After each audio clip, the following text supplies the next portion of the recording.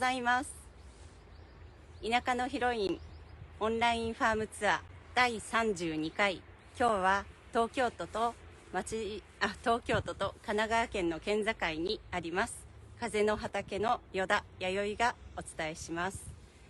この配信は地球環境基金の助成をもとに開催されています。改めましておはようございます。県境と申し上げたのは、今私が立っている畑は神奈川県で、あそこ後ろに見える住宅地は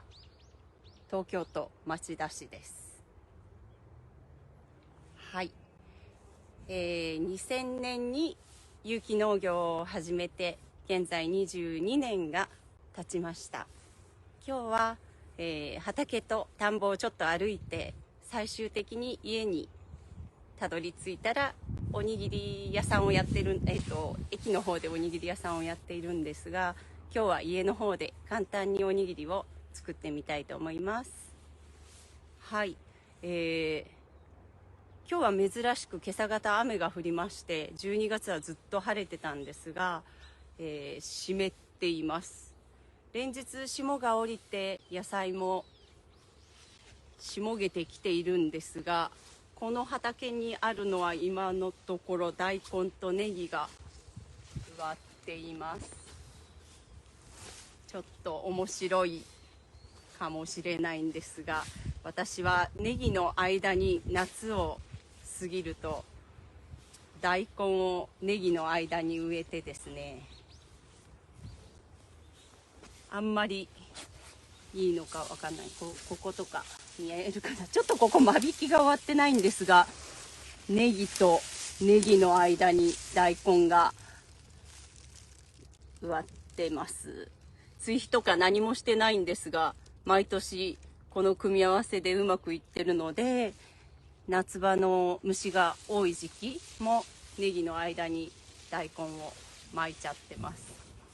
なんか本には大根とネギってあんまり組み合わせ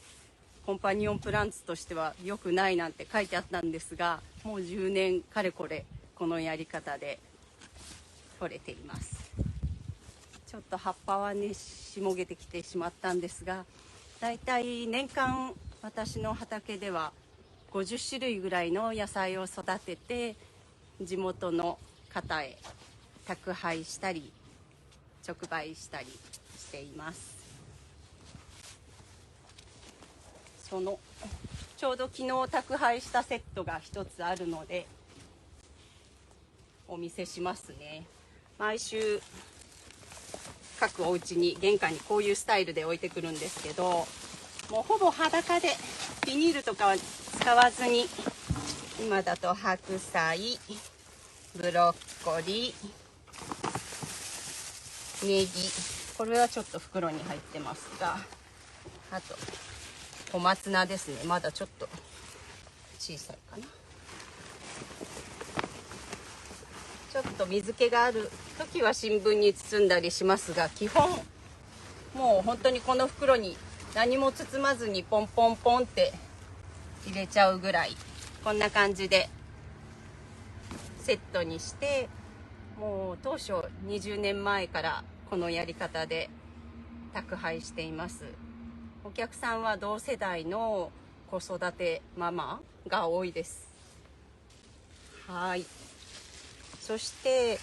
栽培配達するのも近くのママたちに配達しているんですが、この野菜を育てている肥料も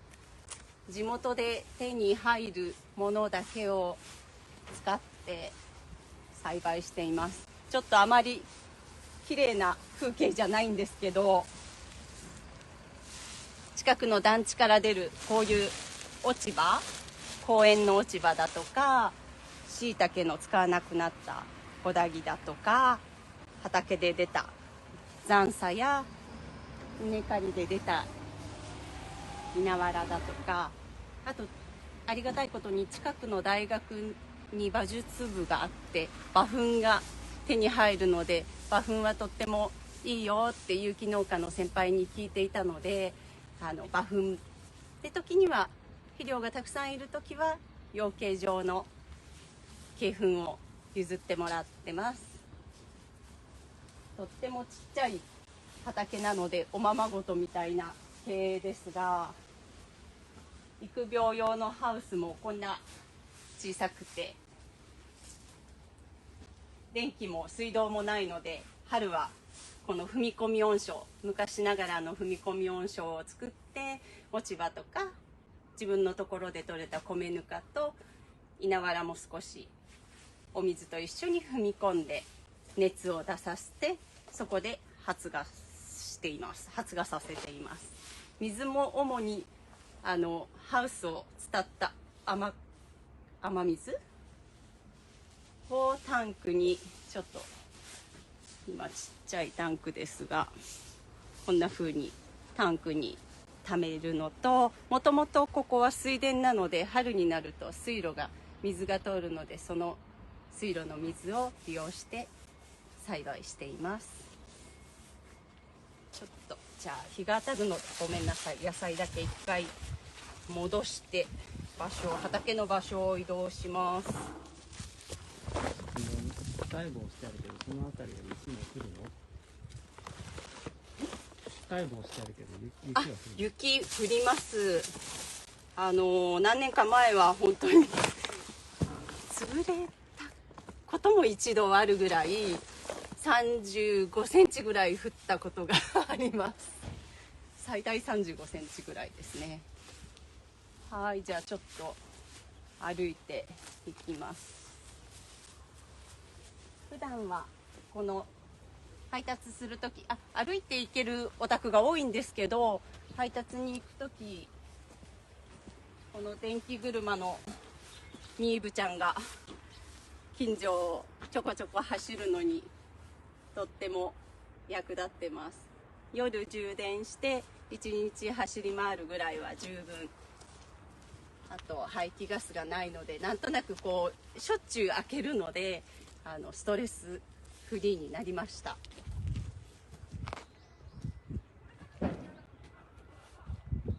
はい、この神奈川県相模原市の特徴は、もう住宅地がほぼ、人口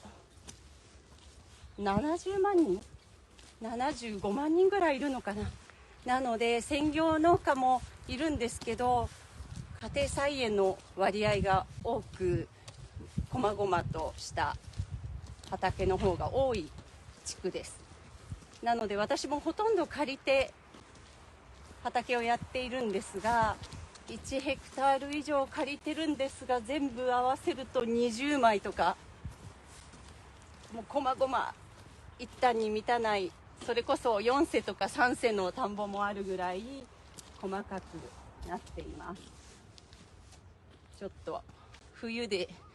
寂しい風景になってますが、ここも私の畑なのでちょっと通っていきます。このブロッコリーが植わってるところは20年前から試験的に不耕起で栽培しています。全く耕さずに草を買っては引いて買っては引いて、藁とか落ち葉とかは入るんですけど、基本的にちょっとブロッコリー取り出しちゃって、あれかな、向こうの方に元気に育ってます。何の肥料もさほどやっていないんですが、もう大きいブロッコリーが取れています。ちょっと草だらけですが、こちらもお正月用の小松菜が植わっています。あとニンニクですね。本当に雑草のグラウンドカバーになってますが、基本的にマルチをあまり使わないのと、不織布と寒冷車は使うんですけど、今年はちょっとかけなくても暑すぎるぐらいで、多分かけるとアブラムシが出ちゃうんじゃないかなっていうぐらいあったかい冬です。そこの玉ねぎももみ殻が巻いてありますが、基本的に手に入るもので育てていくというやり方で作っています。はい。そうですね。私が20年前に有機農業を始めた頃は、有機農業をしている先輩の方たちに、おたくらは有機農業って言って通じる時代に始めてよかったなって言われることがあったんですが、本当に私が始めた20年よりもっと前、30年40年前は有機農業っていう言葉も伝わらなかったり、ちょっと変わってるっていうふうに思われてたようなので、時代的にいい時代に新規収納したなと思ってます。すみません、こまごまと行きますが、こまごまと行きますが、ここでは鶏ちゃんが4羽。これは家族の朝卵ご飯用の卵を産んでくれる鶏ちゃんです。遠くに行かないで、朝出すとこの辺でちょっと食べられちゃ困る野菜がある時はネットをするんですけど、今はもう菜花用の菜っぱぐらいしかないので、こんな風に散歩してます食べてますが、のどかな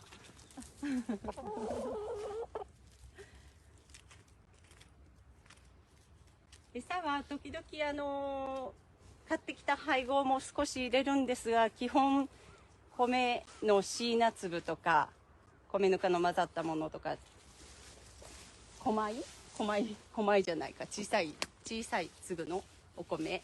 をあげるようにしています。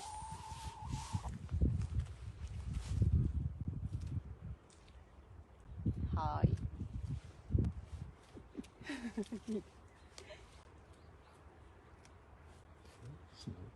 しまっちゃいましょうか。ちょっと今日はいつもはたくさん散歩させるんですが、今日はちょっと早めにしまいますね。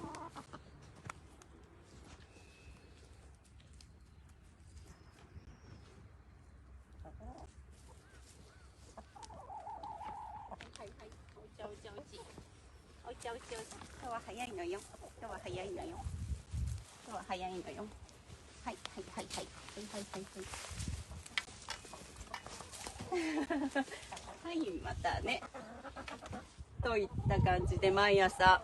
ちょっとお散歩させるのが私の一番のリラックスタイムです。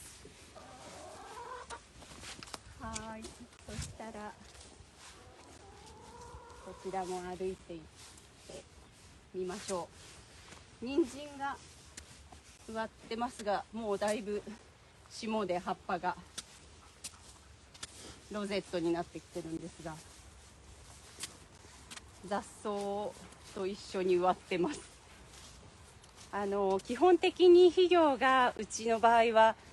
少ないので、ゆっくり長く育つ、いいように言うとゆっくり育つので、細胞が細かくなるのか、みんなに弥生さんのとこの人参はすぐ火が通るねとか、甘くてちっちゃい子供で人参嫌いのお子さんでも甘い人参好きになったよっていうことを何度も言われるので、人参は本当におすすめ、風の畑のおすすめ野菜です。みゆきちゃんから質問、この辺りは他の野生動物は出てこないね。あ、そう、さっきの堆肥のところで言い忘れたんですが、あんな風に生ゴミとか置いてても来ないんですよそれがちょっと都市近郊の農家の特徴って言っちゃっていいのかわからないんですが、すぐ後ろの山ちょっとバックで見てもらうと、あそこはもう麓はイノシシが出るんですが、道路を挟んでこっちは出ないので、生ゴミだろうと取った野菜をちょっとちっちゃいからってポイッと捨ててもイノシシとかが来ない、いいのか悪いのかありがたい、地方だったら地方というか置いとくと来ると思うんですけど、この辺はそういう害は特にカラスぐらいしかないです。はい、人参ちょっと大丈夫かしらちょっとこんな感じですね。ちょっと肥料でやらない人参って甘いですよね。甘いんです。本当に生で食べてもそのままでも十分甘いぐらいで、風の畑の人参ファンが増えているのが自慢です。はい。鶏を狙う動物もいないんでね。鶏も一度狙われ、カラスとかトンビが狙うぐらいで、イタチとかタヌキとかが来た形跡は今のところないです。鶏小屋を開けっぱなしにしとくと、その小屋の中からカラスが卵をついばんで持ってっちゃうぐらいで特別、大丈夫です。入れ忘れて夜寝ちゃっても次の日無傷だったことがあります。ちょっとじゃあ川沿いを歩いて、こちらが田んぼが広がってます。この水田地区で合わせても1ヘクタールぐらい、2ヘクタールぐらい、本当にここだけポツンと守られた農業地帯で、周りはどんどん新しい家が新築で建っていく環境です。でこの水田地区の中に何枚かあって、無農薬でこちらも米を育てています。ちょっとここが小さいんですが、うちの1枚目の畑なので、田んぼね。田んぼなので見てみましょう。ちょっともともと私は野菜で新規収納して、田んぼは作ってなかったんですけれども、連れ合いが現代農業で稲作の記事をずっと書いてたこともあって、お米を作るようになって、彼が全国の立派な稲作農家さんのいいとこ取りでこだわって無農薬天日干し栽培で作っています。品種とかはいいよね。田んぼも米ぬか馬糞ぐらいしか入れないので、ゆっくりでちょっと気持ち広く少なく植えてあげてるので、太陽の光が根元にいっぱい入るように、連れ合いが言うにはいつも田んぼの肥料は太陽だって言っています。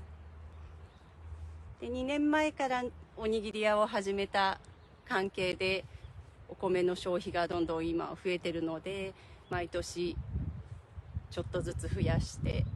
もう畑の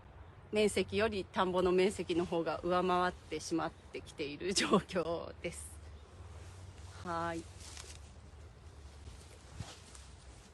ではちょっとこれが3世ぐらいかな。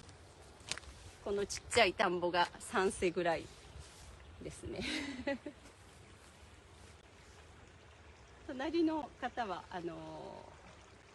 田んぼ終わった後に耕して野菜を植えてます。こんな風に遊歩道があって、たくさん今日はあんまりあれかな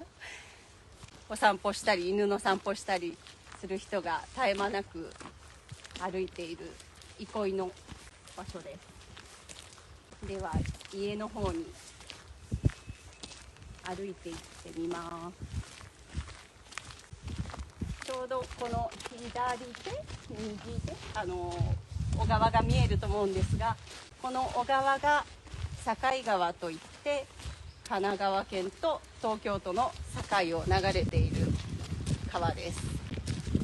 毎日私は東京のいいですか、あそこがうちですね。庭木がいっぱい植わっている東京から飛び石を飛んで神奈川県の畑に通勤している農業をしています。ちょっと待ってね。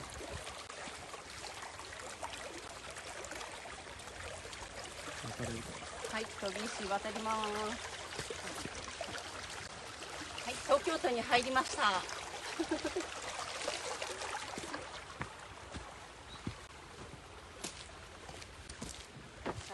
新規収納なので家もなかったんですが、畑の方が先にやっていて、そばに探していたら見つかったのがたまたまここの古いお家です。すいません、ちょっと手を洗わせてもらって。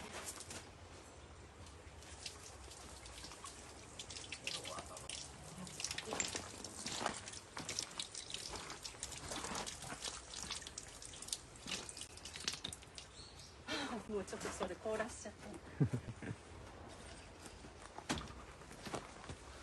いしょ。ちょっと上がります。普段はおにぎりは加工所で作ってるんですけど、今日はちょっと加工所まで行く時間がないので、ここで一番近いここでお見せします。今は年末なので、今日クリスマスですね。クリスマスお正月飾りなんかも田んぼのバラで作って販売したりワークショップをしたりしています。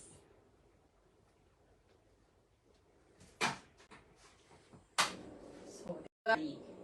秋に違う田植えをしたり稲刈りをしたり、都市近郊の方に農業の楽しさを知ってもらうための体験イベントなんかもやってます。そしてこれが今朝納品してきたおにぎりの一部ですけれども、よいしょ。基本のこの4種類が基本の定番、鮭、昆布、玄米、梅ちゃんが、そして今季節限定の生姜、とみつ金時、これは、福井県あわらのフィールドワークスさん、みゆきさんのお芋を使ったおにぎりです。そして今日お見せするのはこの大根葉のおにぎりを一つ作ってみたいと思います。ちょっと焦がしちゃったかな。油が煙出ちゃいました。茹でて刻んでおいた大根葉をごま油で、ちょっと油も多かったです、ごめんなさい。炒めて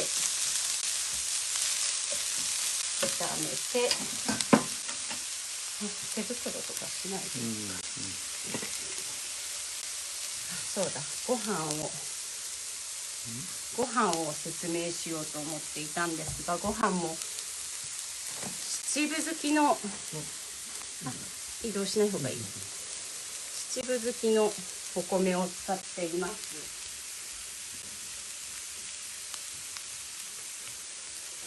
こんな感じで胚芽が残った状態に自分のところで精米して使っています。なのでこのとみつ金時のパッケージの後ろもちょっと写してもらうと、国産胚芽米と出ています。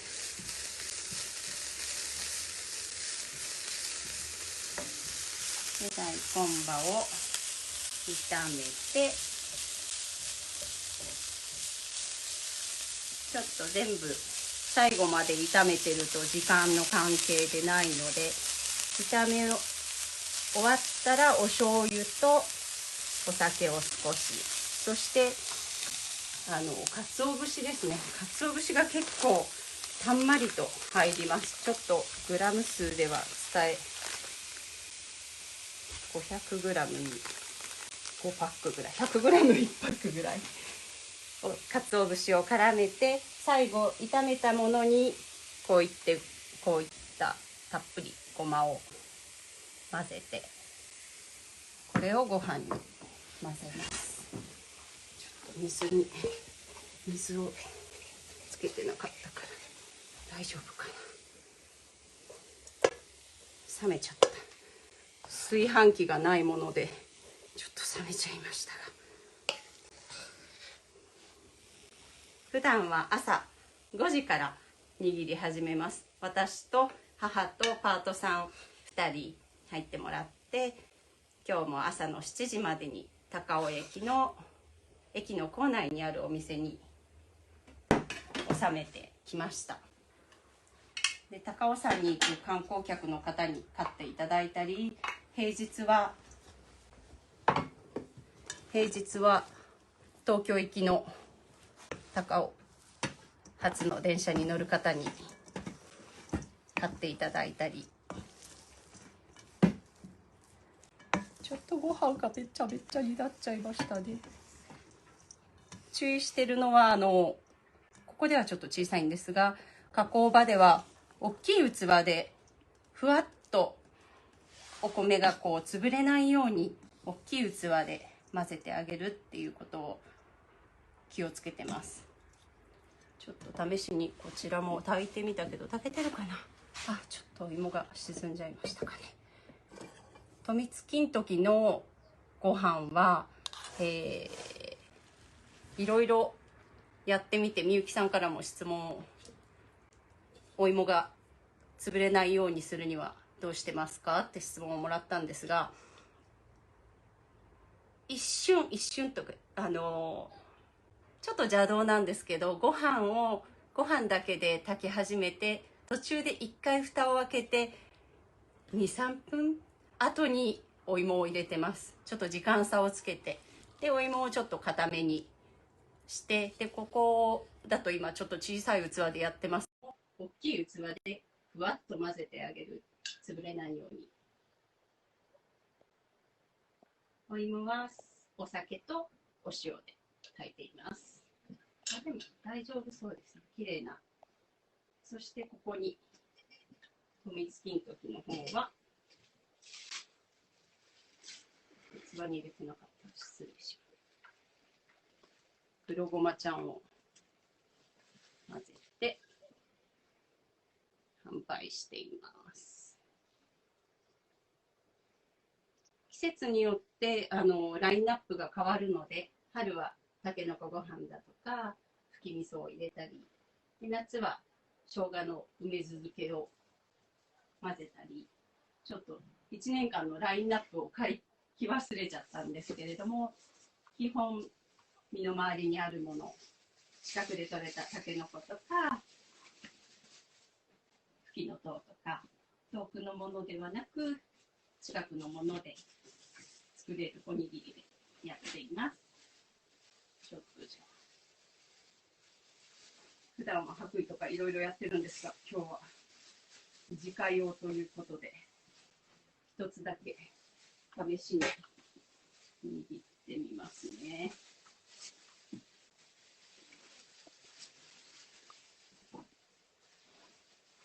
普段お家だとお水だと思うんですが、多分どこのおにぎりテイクアウトのお店も使っているのが油。うちはごま油をちょっと数滴なじませて、自分家で食べるよりも結構思いっきり一粒。あ、これなんかちょっとなじまないな。今日普段使ってない手袋だからあれですが、もう結構たくさん塩をつけます。で、お店では100グラム数も言っていいのかな。122から128グラムぐらい。そうですね。これぐらいを、パートさんがポンポンポンってこう測って置いてってくれるので、私はひたすらこのバットに置かれたご飯を方向がね、私はこっちなんですよね。前に倒す。で基本、ギュッとしない、ひたすらこう、ちょっと、あれなんですが、撫でるっていうと変ですが、形を作るけど、圧迫しない。お米とお米が、なんかちょっとこう、くっつき合う程度の、潰さないように。多分買ってくださるお客さんが食べるのはお昼頃なので、やっぱりガチガチだとちょっと、旨味も減ってしまうのと、優しく、ちょっと、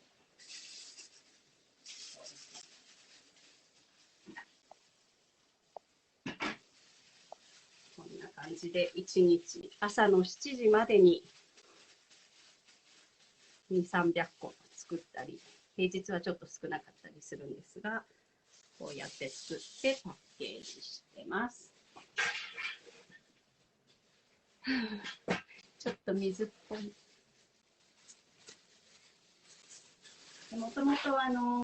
農大に行く前は調理の学校だったので、お料理大好きなんですが、まさかおにぎり屋になるとは思っていませんでしたが、今、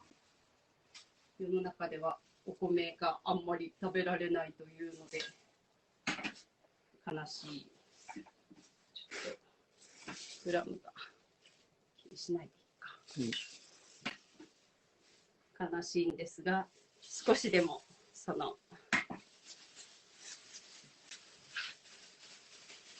お米を食べる人が増えて、本当にお米ってやっぱり日本人の魂一番いいと思ってるので、パンも美味しいですけど、なんとかご飯をみんながいっぱい食べてくれる世の中になったらいいなと願いを込めて毎日作っています。ちょっと握ったら最後1個こっちに見せてくれ。はい。ここの場所でいいですか？飛びつきいいときはすごいまとまりやすいので、早く作れるんですよね。ちょっとこう